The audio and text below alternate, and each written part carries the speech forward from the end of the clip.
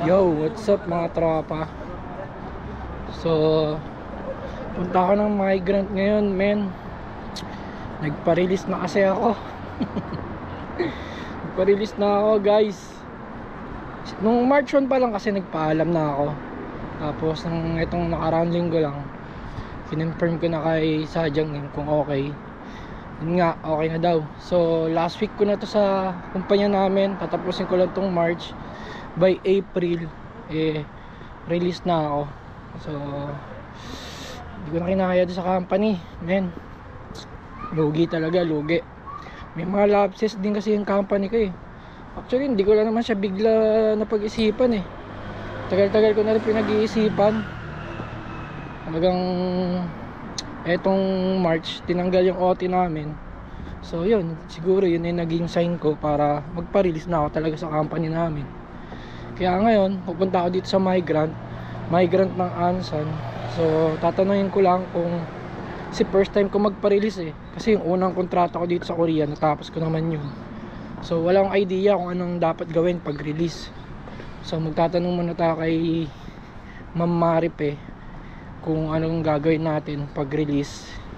Kung aalis na lang ba ako basta doon o may kukunin pa akong mga papers, may pipilapan pa ako. Sa para klaro bago ako umalis, di ba? Kaya pupunta ako dito kay Ma'am Maripe, Ansan Migrant. Hindi ko alam kung ano na mangyayari, pero basta hindi man tayo pababayaan ni Lord eh. Malakas tayo kay Lord. Hindi ko alam kung aalis ako ng Ansan, pero parang ayoko umalis ng Ansan. Sobrang convenient kasi dito sa Ansan eh. Kaya hindi ko alam, basta bahala na kung anong mangyayari. Basta ngayon, gagawin ko, ayusin ko muna yung papers ko. Tapos tatanungin ko pala kung pwede muna akong umuwi. Kasi baka mamaya yung malipatang kumpanya hindi sila nagpapauwi basta-basta. So medyo matagal tayong hindi makakauwi. Kaya tatanong ko muna kung pwede akong umuwi. Kahit isang buwan lang. So babalik natin, tsaka ako maghanap ng kumpanya. Para kung maging busy man dun sa kumpanya, at least nakauwi na ako, di ba? So ayun guys, naman na kayo Ma'am Maripe. Kausapin natin si Ma'am Maripe. So dito na Ansan Migrant guys. Ito yung Ansan Migrant guys oh. Mukhang may pagtitipon.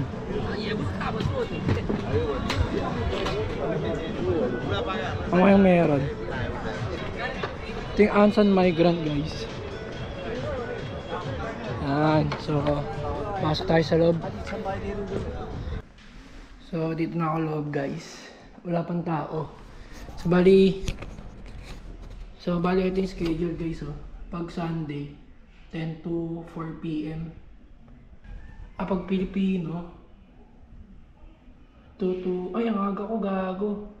Ito Philippines, ang schedule 2 to ano yan 7 PM. Aga natin. Tapos pag Biyernes tsaka Sabado sarado. Aga natin. Bali, mauna tayo kasi marami rin nagpupunta dito, hirap magtanong. So, tambay na lang ako dito. Tayo natin mag alas 12 naman eh. Tayo natin si Ma'am Maripe para mauna tayo. Daming tao ah. May okasyon dito guys. So, okay na guys, nakausap ko na si Ma'am Maripe.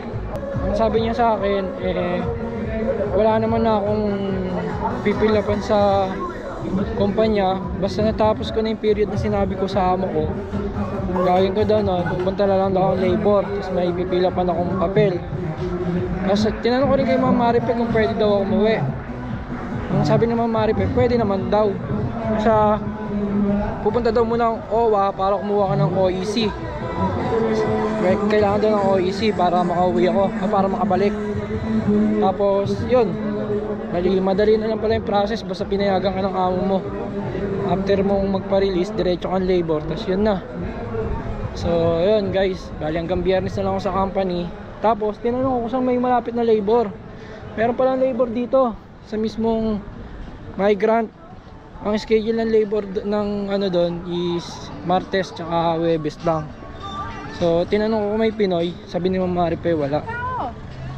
Sabi niya pumunta na lang ako daw Martes, sasamahan niya ako. So ang bait ni Ma'am Maripe guys. Inassist niya talaga ako maigi. Tingnan natin kung ano mangyayari sa atin. Dito na lang magre-report ng labor kasi ayoko umalis ng Ansan eh. So yun lang guys, uwi na ako. Release na tayo men.